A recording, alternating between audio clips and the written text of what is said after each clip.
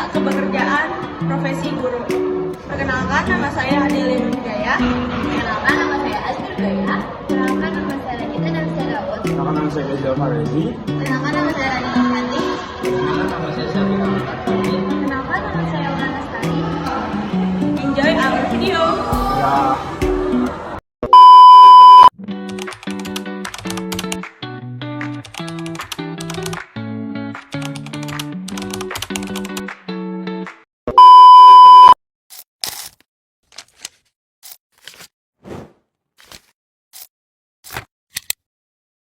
Di balik setiap langkah kita, ada sosok yang membimbing, mengarahkan, dan menginspirasi. Guru bukan hanya pengajar, tetapi juga pahlawan tanpa tanda jasa yang membentuk karakter dan masa depan bangsa. Mereka hadir dengan dedikasi, menyalakan api semangat belajar, dan menanamkan nilai-nilai kehidupan. Karena itu, kelompok kami memilih guru sebagai tema dalam proyek P5 ini. Namun, di antara berbagai jenis guru, kami memilih guru olahraga sebagai narasumber utama. Mengapa? Karena olahraga bukan hanya tentang fisik, tetapi juga tentang pembentukan karakter. Melalui olahraga, kami belajar tentang disiplin, kerjasama, dan semangat pantang menyerah. Nilai-nilai ini tidak hanya penting di lapangan, tetapi juga dalam kehidupan sehari-hari.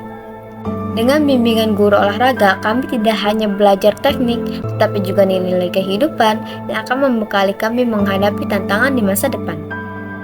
Melalui proyek ini, kami menyadari bahwa peran guru, terutama guru olahraga, sangat vital dalam membentuk generasi yang tidak hanya cerdas, tetapi juga berkarakter. Terima kasih kepada semua guru, terutama guru olahraga, yang telah menginspirasi dan membimbing kami. Dedikasi Anda tidak ternilai harganya. Ini adalah kisah kami, kisah tentang guru olahraga dan pembentukan karakter. Bersama, kita bisa menciptakan masa depan yang lebih baik.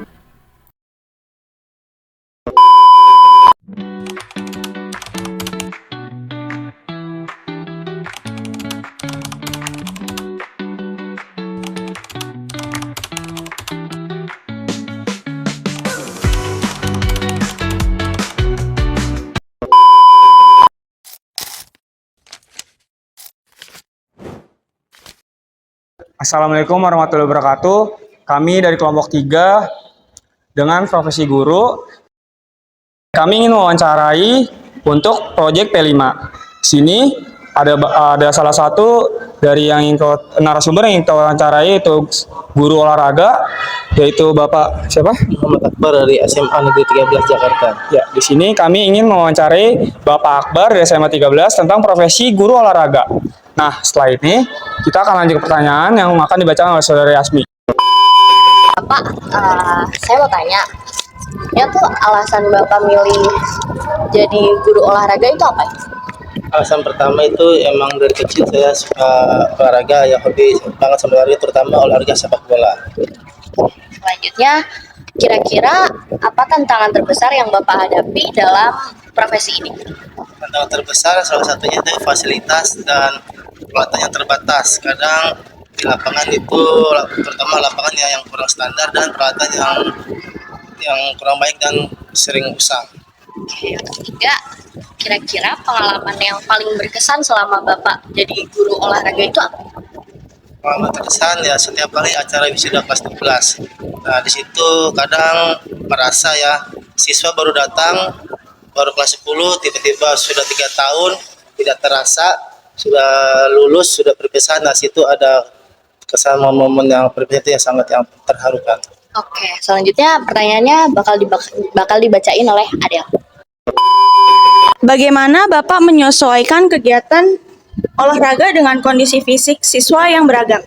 Ya, salah satunya yaitu dengan memberikan variasi latihan ya, dan modifikasi latihan, yaitu dengan fleksibelnya peraturan pertandingan. Selanjutnya, seberapa penting pemanasan dan pendinginan dalam pelajaran olahraga menurut Bapak?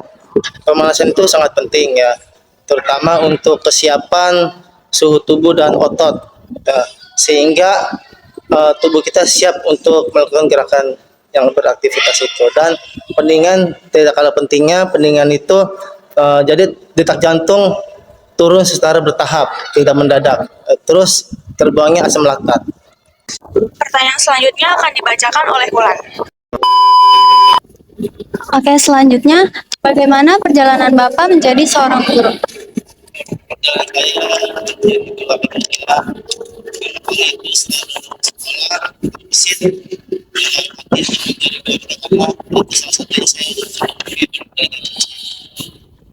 itu saya pergi ke Jakarta, kemudian mandiri, tes, alhamdulillah lulus. Lulus, langsung kuliah seperti biasa. Nah, semenjak baru begitu semester 2, yaitu sekitar tahun 2006, itu saya sudah banyak tawaran menjadi guru. Nah, akhirnya saya atas dapat pengalaman ya, saya menerimanya pertama kali menjadi guru itu di Tangerang, jauh di daerah Pamulang.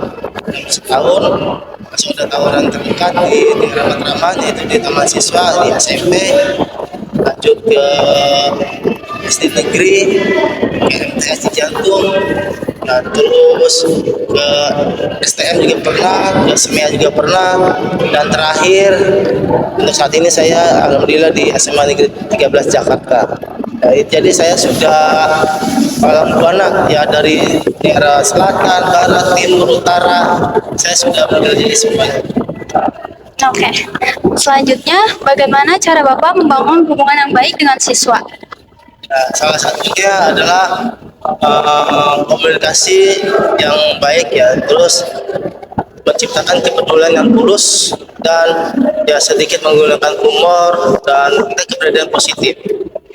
Oke, pertanyaan selanjutnya akan dibacakan oleh Rani. Bagaimana Bapak menyesuaikan pelajaran olahraga dengan kurikulum yang berlaku saat ini? Dengan mengintegrasikan fisik dan pembelajaran olahraga agar sesuai dengan tujuan, prinsip, dan pendekatan pelajaran sesuai dengan kurikulum tersebut. Pertanyaan selanjutnya, selama Bapak menjadi guru olahraga, Bapak lebih suka mengajar di kelas atau di lapangan? Ya, mungkin ini selain perasaan siswa, mungkin jawabannya pasti di luar kelas. Ya, karena pelajaran olahraga ini termasuk olahraga refreshing di luar kelas, karena dalam sepekan siswa itu belajar di dalam kelas. Nah, dengan mata olahraga mungkin anak-anak happy karena keluar kelas, jadi biar tidak jenuh gitu.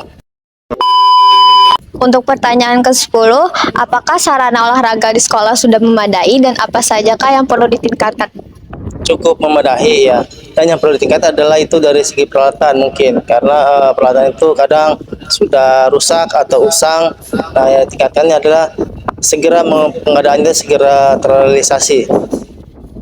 Untuk pertanyaan ke-11, apa langkah Bapak jika ada siswa yang kurang disiplin saat kegiatan olahraga? Memberi teguran dengan tegas dan bijak, dan memahami penyebabnya. Dan untuk ke-12, apa saja kegiatan ekstrakurikuler olahraga yang pernah Bapak pegang? Yang saya pegang itu sesuai dengan minat saya, itu sepak bola dan futsal, karena banyak tawaran yang kayak bulu tangkis, voli, tapi saya memilih untuk ya sesuai basic saya, yaitu sepak bola dan futsal. Untuk pertanyaan selanjutnya akan disampaikan oleh Safik. Pertanyaan selanjutnya, bagaimana Bapak menilai perkembangan kemampuan fisik siswa? Perkembangan selama ini sih ya cukup baik ya, cukup meningkat dari unsur motoriknya seperti koordinasi, flexibility. Rata-rata siswa bisa ada perkembangannya, tapi ada beberapa siswa yang memang harus perhatian khusus, harus ditingkatkan. Pertanyaan selanjutnya, berapa kisaran gaji Bapak selama menjadi guru olahraga? Wah, itu sangat luar biasa ya. Dari gaji sebulan 2,5, 300.000, kadang dirapel per 3 bulan itu juga. Ya kadang meningkat sampai 1 juta, 2 juta, 4 juta. Ya alhamdulillah sekarang sampai 10 juta sebulan. Baik, pertanyaan selanjutnya akan dibacakan oleh Keja. Oke, untuk pertanyaan selanjutnya yaitu menurut Bapak tentang aturan guru ataupun ASN yang harus memakai transportasi umum setiap hari Rabu, menurut Bapak bagaimana? Tujuannya sih positif ya, mengurangi macet dan polusi dan meningkatkan pelayanan transportasi umum. Jadi Bapak setuju? Ya, tapi ada tantangannya bagi yang mengalaminya, yaitu dengan mungkin efisiensi waktu ya, kadang kita telat ya, terus kadang ada tugas luar, pokoknya kurang efisien aja gitu untuk dilaksanakannya. Oke, untuk pertanyaan terakhir, selama Bapak berkarir menjadi guru olahraga, prestasi apa sih yang Bapak dapatkan bersama murid-muridnya? Alhamdulillah selama adanya O2SN saya selalu nanganin dari pembinaan ya, dari latihan semuanya ya, sampai tingkat internasional itu karate ya, dari tingkat wilayah utara, DKI, tingkat nasional, bahkan sampai terakhir itu sampai di internasional, main di Portugal, selalu juara 1. Bagus, terima kasih. Itu saja mungkin wawancara dari kami kelompok 3 bersama dengan Bapak Akbar dari SMA 13. Mohon maaf untuk bila ada salah kata. Terima kasih atas waktu Bapak Akbar. Wassalamualaikum warahmatullahi wabarakatuh.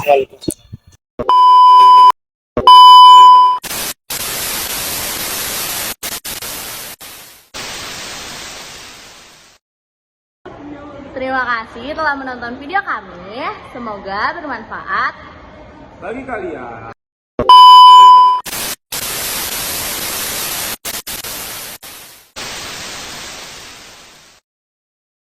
Thank you, everyone. Thank you, Elmore. Go!